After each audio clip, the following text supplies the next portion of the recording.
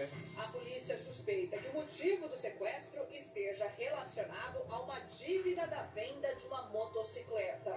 Relacionado à moto que o investigado, né, estaria no nome do investigado, e o meu irmão ele não teria pagado essa dívida e isso teria motivado ele os investigados a tomarem essa atitude com o meu irmão. E essa não seria a única pendência de Kaique com Renato. A polícia suspeita que ele devia 50 mil reais ao amigo.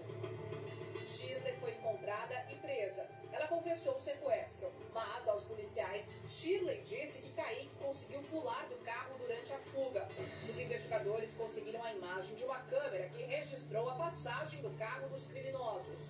É esse preto, parado atrás do carro prata. O farol abre, o trânsito segue. Em nenhum momento a vítima salta. A represa onde o corpo foi encontrado fica a 20 minutos de distância do hotel onde o sequestro aconteceu.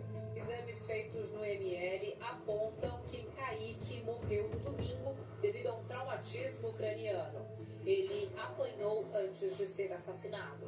Renato ainda não foi encontrado pela polícia. Ele deve ser apontado como o principal suspeito do crime. Shirley passou por audiência de custódia e foi solta. Mas a polícia disse que ela ainda pode ser responsabilizada também pela morte de Kaique.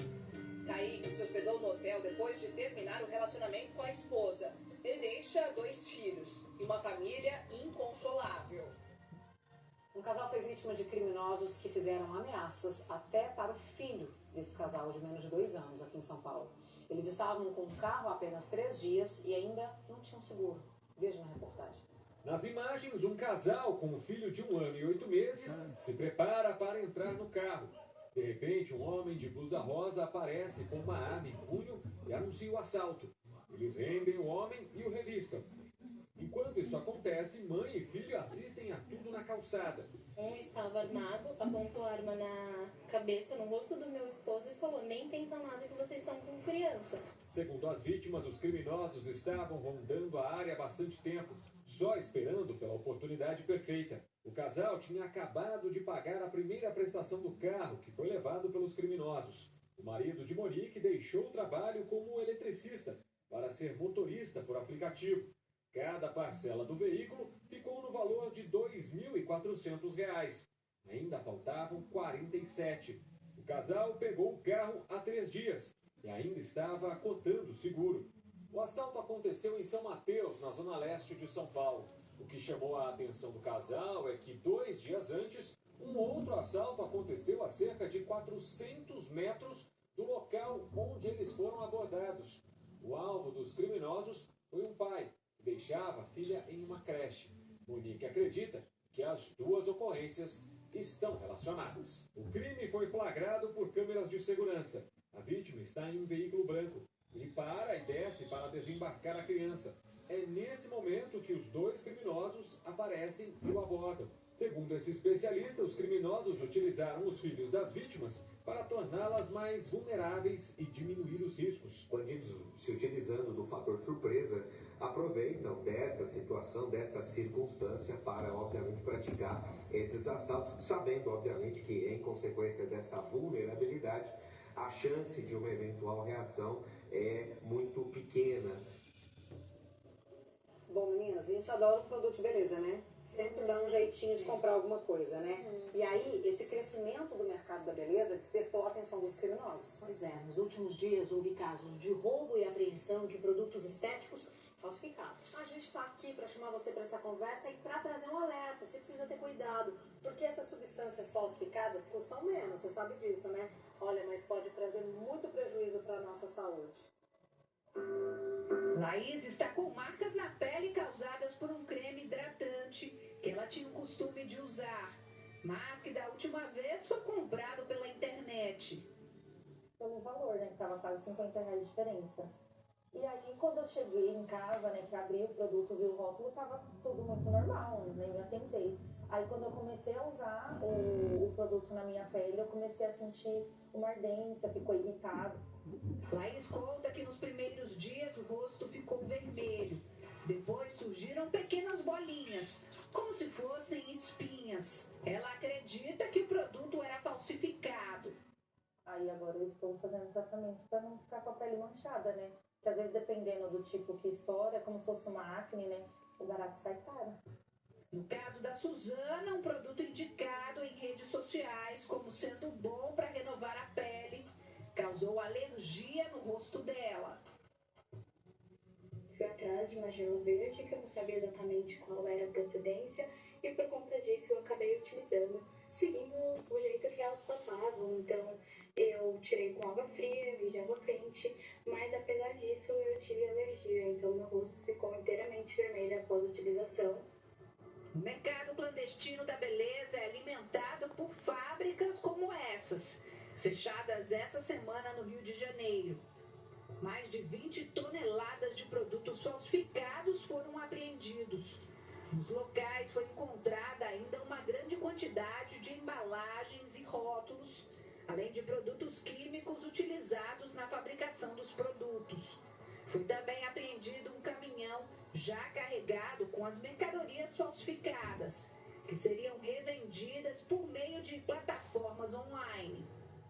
A recomendação da polícia é sempre verificar a licença de funcionamento do local e a qualificação dos profissionais.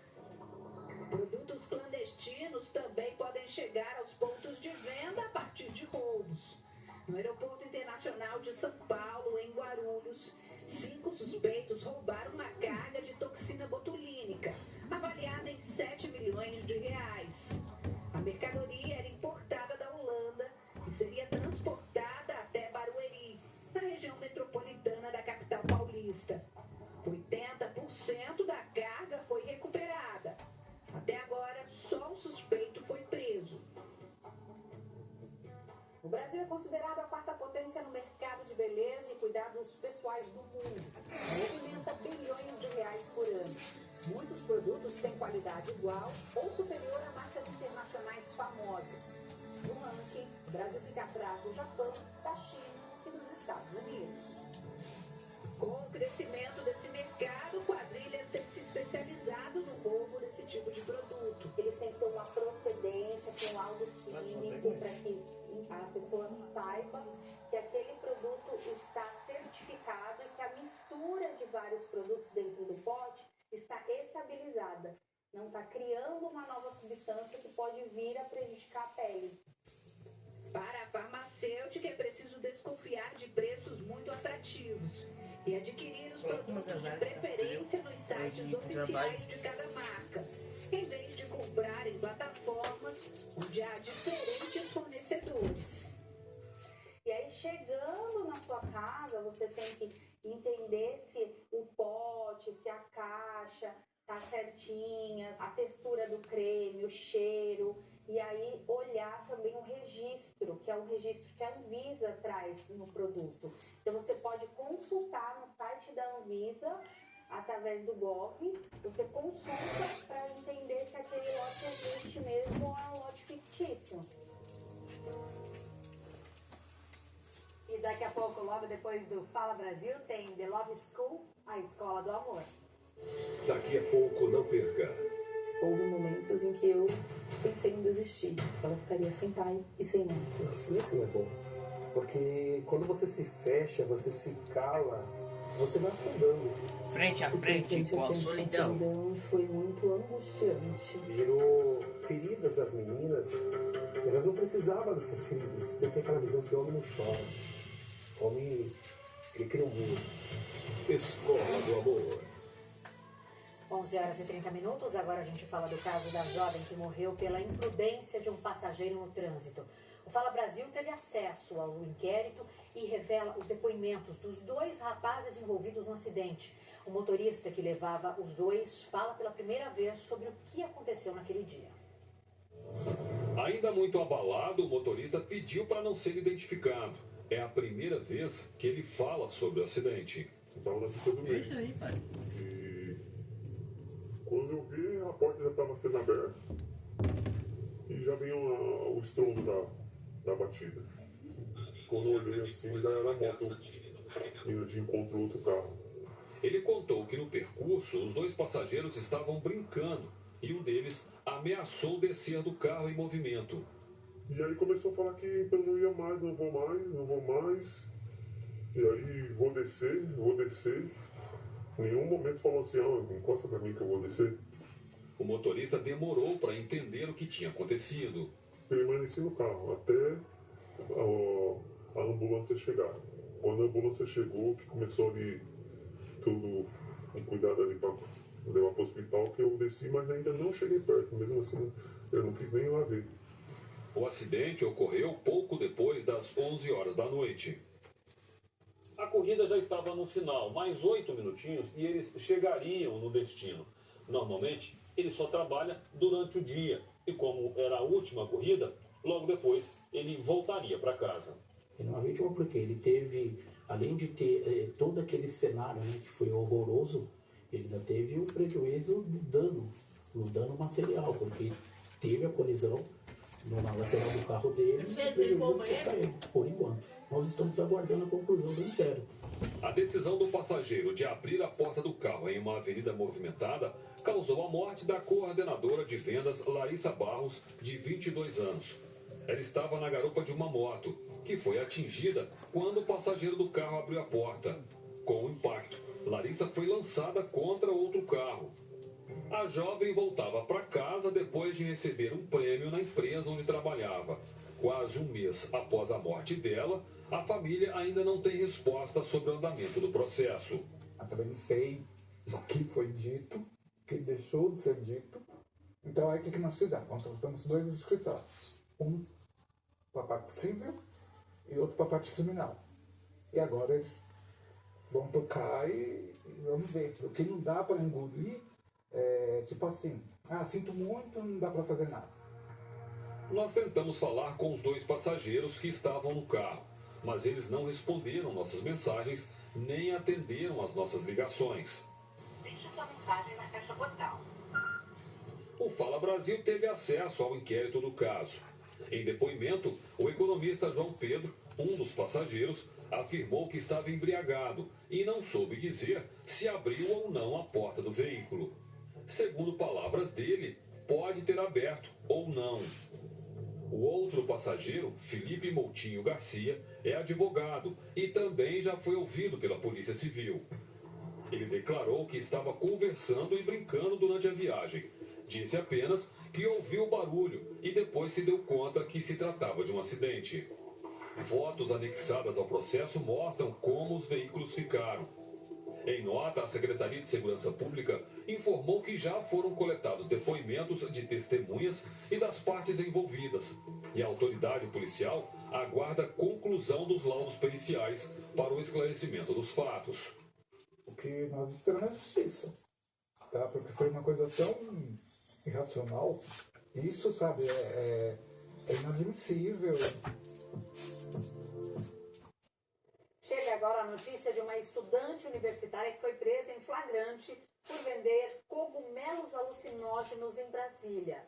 Segundo as investigações da polícia, Amanda Vieira dos Santos, estudante de veterinária, produzia os fungos alucinógenos em casa e vendia misturado com mel como um suplemento para ansiedade. O produto, conhecido como Blue Honey ou mel azul, estava em potes rotulados com instruções de uso e porcentagem da substância. A psilocibina, princípio ativo do cogumelo, é proibida no Brasil e foi confirmada pela perícia. Amanda vai agora responder por tráfico, curandeirismo e por disseminar substância que pode afetar a fauna e a flora. Um homem foi preso dentro de uma casa usada para guardar drogas que seriam vendidas em Heliópolis, uma das maiores comunidades de São Paulo. Os policiais conseguiram chegar à casa com a ajuda de cães farejadores. As drogas estavam espalhadas por todos os cômodos. Os agentes apreenderam maconha, lança-perfume, cocaína e crack. Um total de 35 quilos de entorpecentes, além de todo o material usado para fracionar a droga, e uma arma também foi encontrada. Um tipo de maconha modificada que pode custar até R$60 mil. O quilo está na mira da polícia. A super maconha, como ficou conhecida, passou a ser fabricada por traficantes brasileiros. E aí tem sido cada vez mais consumida. O suspeito caminha com uma sacola. Entrega para o motociclista que aguardava no lugar combinado. Ele passa o dinheiro e os dois vão embora.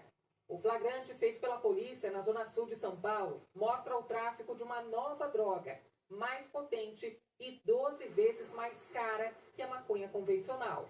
Os usuários costumam ter alto poder aquisitivo e para comprar um entorpecente nem precisam sair de casa. A gente vê que essa substância é entregada via motoboy, via aplicativo e normalmente elas têm um perfil de classe média alta, justamente por ser uma substância cara. O produto é feito com a própria maconha, que passa por um processo de beneficiamento. A droga potencializada passa a ser vendida com o nome de Ice. Uma outra variação é conhecida como Dry.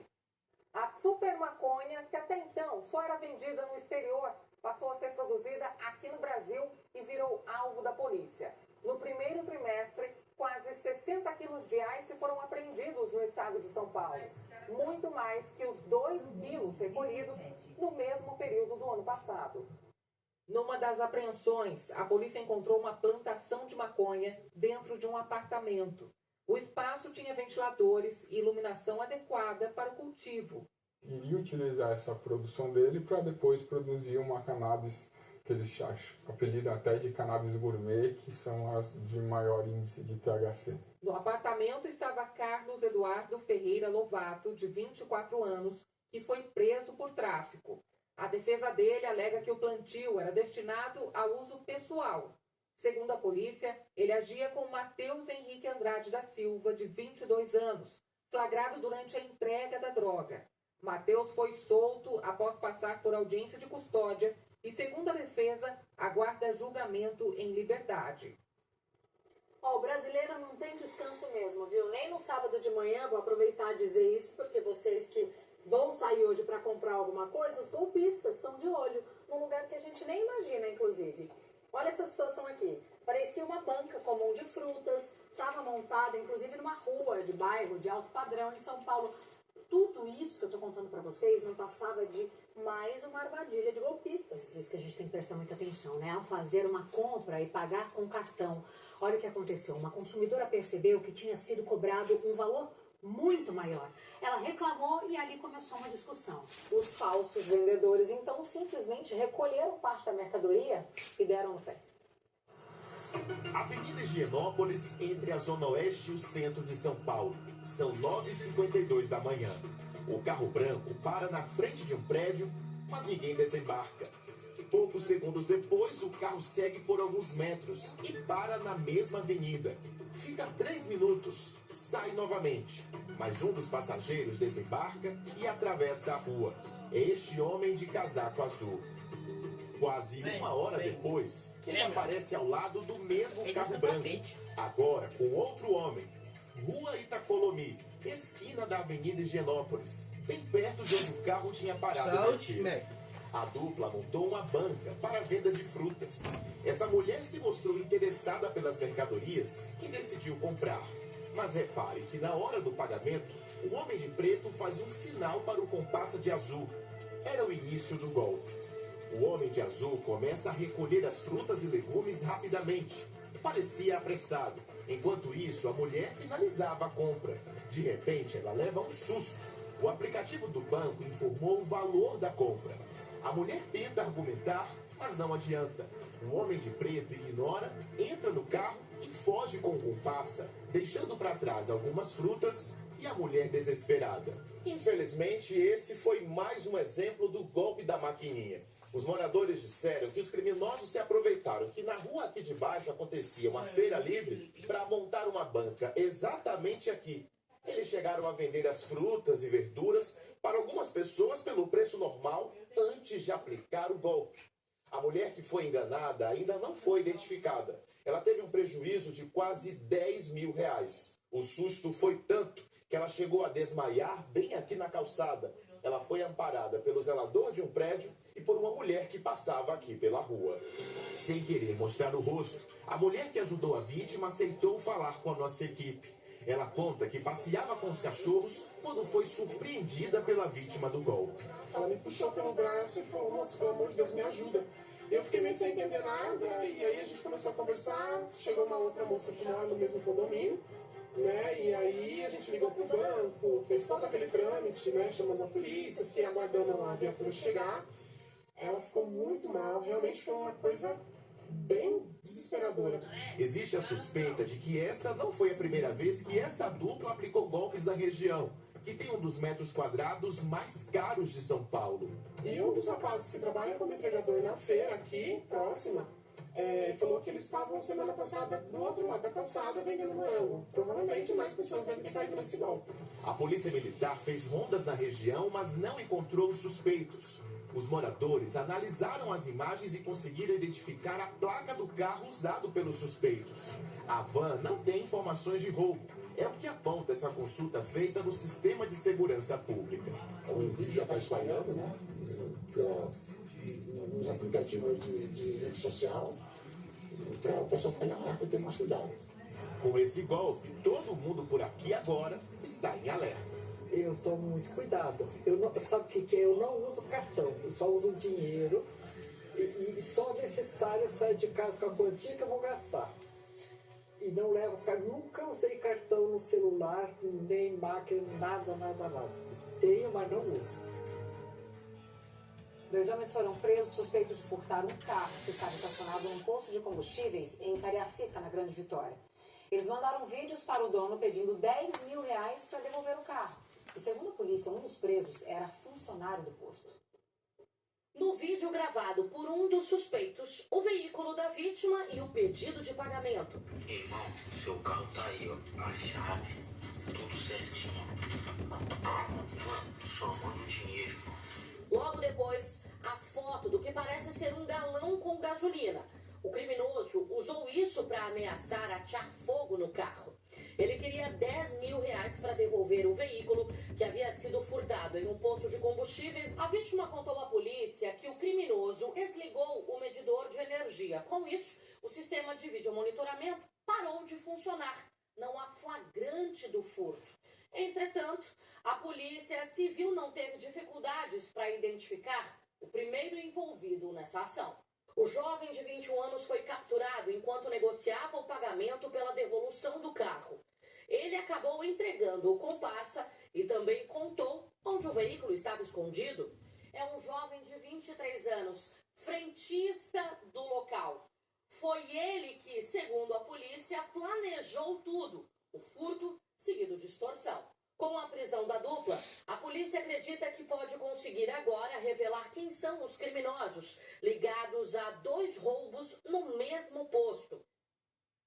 A polícia trabalha nesse momento para tentar identificar os assaltantes que roubaram 2 mulheres num dos bairros mais valorizados de São Paulo. Se você não é daqui, eu vou te dizer onde é. Brooklyn fica na zona sul da cidade. 2 mulheres, olha aí, caminhavam por uma calçada quando foram abordadas por um ladrão de moto. Você tá vendo aí o jeito que elas ficam encurraladas? O comparsa apareceu logo na sequência. Em outra moto, eles exigiram celulares das vítimas, ficaram ali nessa abordagem um tempinho. Os criminosos não queriam só os aparelhos, não. Eles obrigaram as mulheres a revelar senhas de desbloqueio. Por isso, demorou todo esse tempo que a gente assistiu ali. Os assaltantes foram embora em seguida, deixaram elas ali desoladas, ainda muito assustadas. Nas imagens, a gente percebe que as mulheres ficaram paradas na calçada, estavam chorando. Ainda a gente não tem a informação se esses criminosos foram identificados, mas o certo é que a polícia já trabalha com os dados que tem, né? As placas das motos, o lugar onde eles agiram, como eu disse, Brooklyn, na zona sul da cidade. Um homem que parecia acima de qualquer suspeita foi preso. Ele era procurado por assassinatos em 3 estados. Para tentar se esconder da polícia, trabalhava como pedreiro e usava identidade falsa. Um homem simples e muito simpático. Do nada, ele apareceu em um bairro lá de Goiânia. Fez amizade com vizinhos e se apresentou como José Brito. Sorridente, parece inofensivo, mas, na verdade, ele não queria chamar a atenção e nem podia. O tal José era procurado em 3 estados. Esse indivíduo ele está foragido pelo menos há 24 anos. José Brito é a identidade falsa de Francisco Ferreira da Silva, de 65 anos. um criminoso apontado pela polícia como um matador em série. Investigadores descobriram que Francisco é responsável por mortes no Distrito Federal, Paraíba e em São Paulo.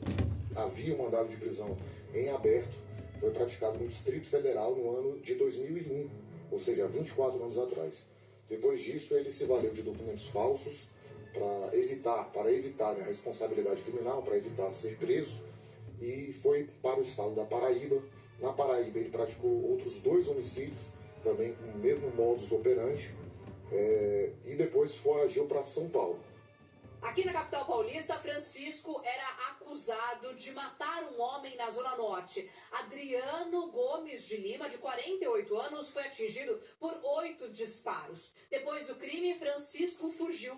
A Polícia Civil começou uma caçada em busca do paradeiro do matador. Colocou fotos de Francisco em um banco nacional com dados de foragidos e descobriu que ele era procurado por pelo menos 4 assassinatos. Em colaboração com investigadores de Goiás, Francisco foi localizado. Ele vivia a vida normalmente, trabalhava como pedreiro, tinha uma vida simples, tentava ser discreto. Era uma pessoa que quem encontrava com ele achava que era um trabalhador, uma pessoa totalmente de bem. O criminoso foi preso quando chegava em casa. Na abordagem, ele tentou enganar os policiais. Usou uma documentação falsa, mas foi reconhecido em fotos e confessou os crimes. São 4 crimes gravíssimos, crimes de homicídio. Se esse senhor vir a ser condenado e se cada um desses homicídios forem qualificados, tiverem 2 qualificadoras, a pena mínima dele chega a 48 anos de prisão e a máxima 140 anos de prisão. Os 4 assassinatos em 7 anos despertaram a atenção da polícia, que considera Francisco um homem frio e violento. Todos os homicídios dele foram praticados num contexto de briga de bar. Ele discutia com amigos, conhecidos no bar, e aí se valia de covardia. Ele ia para casa, buscava uma arma de fogo, retornava ao local e matava esse indivíduo que havia brigado com ele. Se uma pessoa que cometeu crimes em série pode ser ou não um psicopata, é se aquele crime ele foi cometido a sangue frio, com ausência de culpa ou remorso, e se essa pessoa fez isso motivada ali por sucesso, poder ou status, sem se implicar, sem sentir um descontentamento ou um remorso pelos atos que ela cometeu. Os investigadores desconfiam que o criminoso possa estar por trás de outros assassinatos. Eles acreditam que novas vítimas podem aparecer. A Delegacia de Homicídios representou o juiz para que mantenha ele preso, para que ele possa pagar pelos crimes praticados. A gente quer trazer um alerta agora para todo mundo que está nos acompanhando, que muitas vezes tem aquele sonho, né, Fabi, por exemplo, de viajar para o exterior com aquela chance de fazer a vida. Tem gente que vai nessa ilusão, né? E embarca, né? Acaba embarcando e acreditando em quem aparece pela frente. Às vezes dá certo, mas muitas vezes não. Uma brasileira foi resgatada depois de aceitar uma falsa proposta de emprego lá na Tailândia. Essa jovem foi aliciada por uma mulher aqui em São Paulo. Gente, imagine ir pra tão longe. Assim que ela chegou lá na Ásia, ela foi mantida em cárcere por integrantes da máfia chinesa. O sonho de uma vida melhor e a promessa de ganhar dinheiro fora do Brasil colocaram a vida de uma brasileira em perigo. Uma jovem pernambucana foi seduzida por uma falsa oportunidade de emprego na Tailândia, na Ásia. Uma mulher aqui em São Paulo entrou em contato dizendo que a jovem poderia ganhar até R$5.000 trabalhando como garçonete, atendente e até modelo. Dando esperanças de que esses valores serão valores consideravelmente altos e que elas poderão retornar ao Brasil ao seu talento, né? No momento que tiverem vontade. A jovem, que não quer ter o nome revelado, foi até a Tailândia, mas fez um desvio e pisou em Mianmar. Foi capturada por integrantes da máfia chinesa. Foi tudo tão organizado que a brasileira não precisou nem apresentar o atestado de febre amarela na imigração. O falso emprego foi substituído por um esquema criminoso. A jovem foi obrigada a cometer golpes virtuais. Se você hoje joga num jogo irregular de plataforma online, você contribui para o tráfico de pessoas. Se você consome a pornografia e você não sabe aonde essa mulher está, onde esse homem está, você contribui para o tráfico de pessoas. Ela e outras vítimas de tráfico humano se passavam por mulheres nas redes sociais para extorquir pessoas online. A jovem passou a morar em um complexo de hotéis e cassinos em Mianmar, onde ficou em cárcere por 2 meses. Ela não tinha comida e ainda foi explorada sexualmente. O único recurso que ela tinha acesso era a internet. A brasileira decidiu pedir por ajuda e entrou em contato com alguém que ela sabia que iria entender o que estava acontecendo. A jovem conseguiu mandar mensagem para o Felipe, o brasileiro que foi resgatado há 4 meses na Tailândia. Ele também foi vítima de tráfico humano depois de aceitar uma falsa proposta de emprego. Ele e um amigo, Lucas, conseguiram fugir depois de serem torturados durante meses pela máfia chinesa. Depois do pedido de socorro, uma organização não governamental entrou em contato com a jovem e a ajudou no resgate. Ela só foi liberada pela máfia depois que a ONG pagou o valor de R$4.000. O tráfico de pessoas é considerada a terceira atividade ilegal mais lucrativa do mundo. Segundo a ONU, a estimativa é que esse tipo de crime movimente mais de 30 bilhões de dólares por ano. 70% das vítimas são mulheres. E os aliciadores são pessoas sedutoras com habilidade em convencer outras pessoas. Muitos deles se apresentam como empresários. Aqui em São Paulo, 2 homens que estavam em um voo vindo do Camboja foram presos. Os homens foram presos em uma operação da Polícia Federal que investiga o tráfico humano. Por causa da operação, o nome da jovem pernambucana foi colocado na lista azul da Interpol, o que facilitou a localização e o resgate dela. Sem nenhum real, né? Sem nenhum dinheiro, nada. Chegou aqui sem nada. Em São Paulo, a polícia cumpriu mandado de busca e apreensão contra uma mulher suspeita de ter envolvimento no aliciamento de jovens brasileiros. Ela entrava e saía na região sem nenhum problema. Tá? A polícia representou pela prisão preventiva dela, mas o judiciário não concedeu a prisão dela. Ao invés do emprego honesto, os jovens aliciados são treinados para aplicar golpes. Um esquema criminoso e lucrativo que se aproveita da vulnerabilidade de quem procura por oportunidade fora do Brasil. Onde a gente busca reunir mais provas e principalmente mapear a extensão, né, dessa organização criminosa no país e tentar identificar mais vítimas brasileiras que se encontrem naquela região. Eu chamo agora a sua atenção para uma imagem impressionante. Um arranha-céu de quase 300 metros de altura pegou fogo em Dubai, nos Emirados Árabes. Olha só, o prédio que pegou fogo tem 67 andares e mais de 760 apartamentos. Segundo a mídia oficial do país, todos os 3.820 moradores foram retirados em segurança e sem ferimentos, felizmente. Os bombeiros conseguiram controlar as chamas depois de 6 horas, mas ainda não se sabe o que causou esse incêndio. Vem cá, quando você achar que tá dentro de um dia muito ruim, pensa nesse homem aqui que eu vou te mostrar. Um turista quebrou, gente, foi sem querer, tá? Mas quebrou uma obra de arte única no Museu da Itália. O visitante fingiu que ia se sentar nessa cadeira em uma exposição enquanto a mulher dele tirava uma foto. O objeto é feito com centenas de cristais, imagine. Ele se desequilibrou, caiu, quebrou a cadeira, mas ó, não deu ruim não, viu? Teve final feliz. A peça foi inteiramente restaurada. O próprio museu publicou o vídeo, valia, né? Como uma forma de conscientizar os visitantes sobre o valor das artes e o respeito que a gente deve ter quando está num museu como esse. Ufa! Agora vem cá, você que está nos acompanhando, fique conosco para acompanhar uma história emocionante que vale a pena cada segundo. Uma adolescente de 13 anos nasceu com um grave problema no coração. Desde muito cedo as internações em hospitais eram frequentes e ela precisava de um transplante para ficar viva. E quando os médicos já estavam ali perdendo a esperança de salvá-la, chega uma boa notícia. Um coração estava disponível para ela.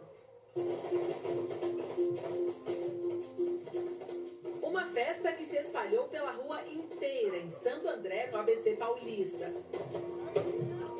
Familiares, amigos e vizinhos esperavam ansiosos pela chegada de Ana Luísa. A adolescente voltou para casa depois de 5 meses no hospital e de quase perder a vida. Foi muita alegria para comemorar um novo coração.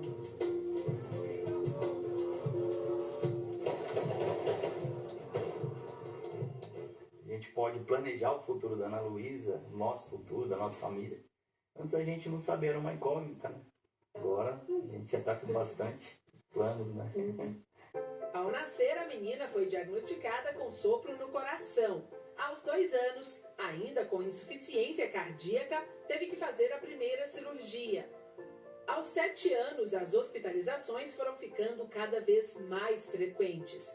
E aos 13, recebeu a notícia de que precisaria de um transplante para sobreviver. Deixou a gente bem abalado. Fazer um corte nela, né? Até esteticamente, né? Na minha cabeça ainda não tinha a noção do risco que ela tava correndo, né? Eu não aceitava, falava que não queria, não ia precisar.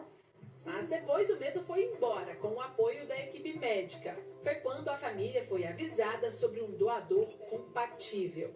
Eles entubaram ela umas 7 horas da noite, dia 10 de abril. Quando foi 6 horas da manhã, dia 11, o médico entrou no quarto falando que tinha um possível doador. Quando foi meio-dia do dia 11, o médico falou, estou indo buscar o coração dela.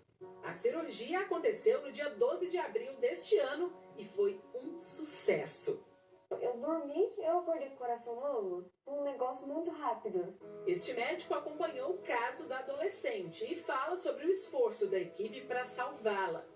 Ela estava em priorização máxima. Na madrugada, né, do dia que a gente tinha entendido que a gente não tinha mais o que fazer, veio a notícia que tinha um órgão, mas a muitas horas de distância de São Paulo. Nós conseguimos um avião muito rápido e a gente conseguiu fazer esse voo em 2 horas e 15. Enquanto isso, tem uma equipe aqui dentro do hospital preparando, né, o paciente que vai receber esse órgão. Foi uma vitória, né? 2 meses após o procedimento, a Ana ainda não pode ficar saindo muito de casa. Só daqui a 4 meses, por exemplo, ela vai poder voltar a frequentar a escola.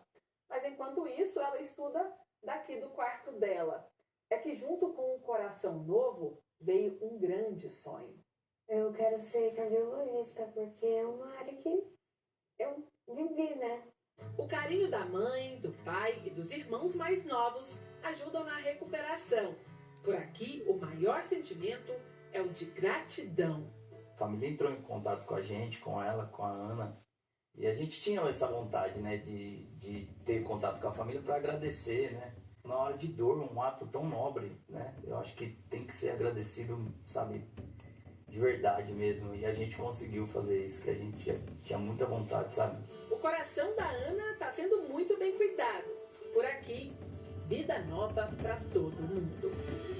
Agora a gente comemora 2 aniversários, né, no mês de abril.